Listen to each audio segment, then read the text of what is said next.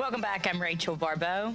And I'm Kevin Skarbinski. And this is Baribeau and Scarbo, and we are broadcasting live from New Orleans, Louisiana.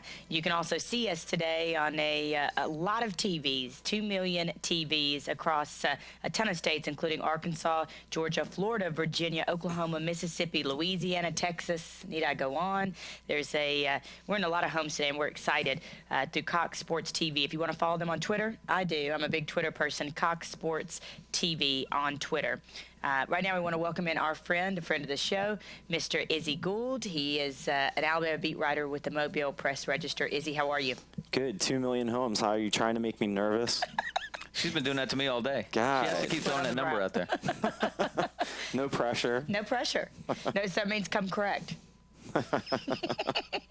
What's going on? Well, tell us, Izzy. You went out to practice today. Alabama's first practice here in New Orleans. Anything noteworthy happen that you know of? Yeah, there were a lot of good notes out there. Probably the most significant development when you're looking at trying to figure out what's going on in the 15-minute brief window that they offer was Daquan Menzie and D. Milner both had their legs wrapped up from basically the knee to their hips. One, I think it was Menzie had his right leg wrapped and Milner had his left leg wrapped. And Menzie, in my opinion, looked like he was limping in between plays when they were doing dime packages.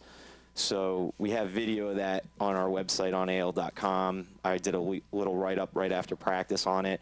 But they certainly didn't have those injuries coming out of Tuscaloosa, at least, unless obviously they may have had them yesterday when they practiced in Tuscaloosa before they traveled, but we didn't have a viewing period then. So the last time we got to see him in Tuscaloosa was Tuesday. So that's probably the most significant development. But other than that, it's a lot of, nicks and bruises and guys just needing to suck it up for this game. I mean, after all, it's the national championship. Well, people were talking about, Izzy, the fact that they did not play in the SEC championship game. So that was, as much as they wanted to play the Alabama Crimson Tide, that it was good for them in the sense that they got a chance to heal up and got a little bit more time to heal those injuries, those nagging injuries. Well, it was funny because coming out of the November 5th game, I immediately started saying, is this possibly a benefit that Alabama wouldn't have to play in the SEC championship game? Obviously, they're going to say the right things. They want to play in the SEC championship game. You want to play for championships.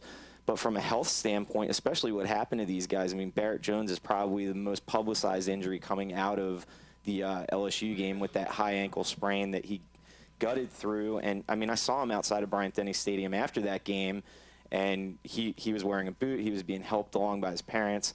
All that said, I think the fact that they didn't play in the SEC championship game was probably a benefit. Izzy, I hear upper leg wrapped, I think hamstring. And obviously one of the worst injuries you could have if you're a defensive back, and Daquan Menzie and D. Milner both are.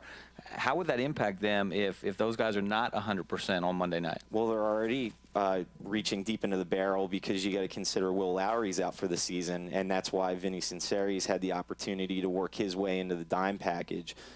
So it's a huge concern. I think that LSU obviously could, now that they'll have this information, might be able to feast on the secondary a little bit. Interesting. And now you don't have now you pretty much know who the quarterback's going to be if you're LSU. You know who's been down the stretch for you, and wow.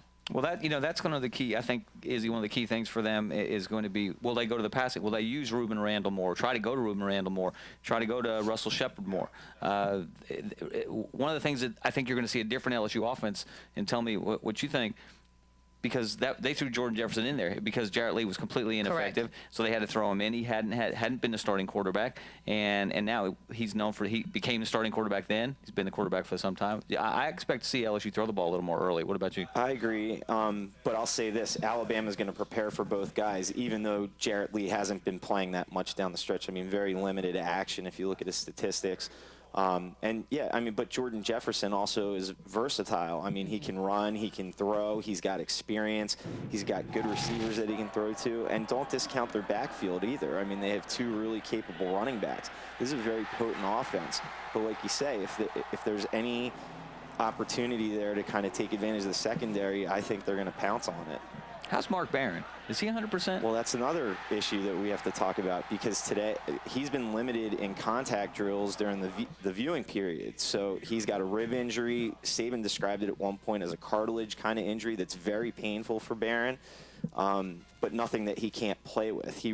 Essentially, it's going to be mind over matter for him. Wow. So Alabama's somewhat nicked up on the defense. In the secondary. Yeah. Absolutely. All right.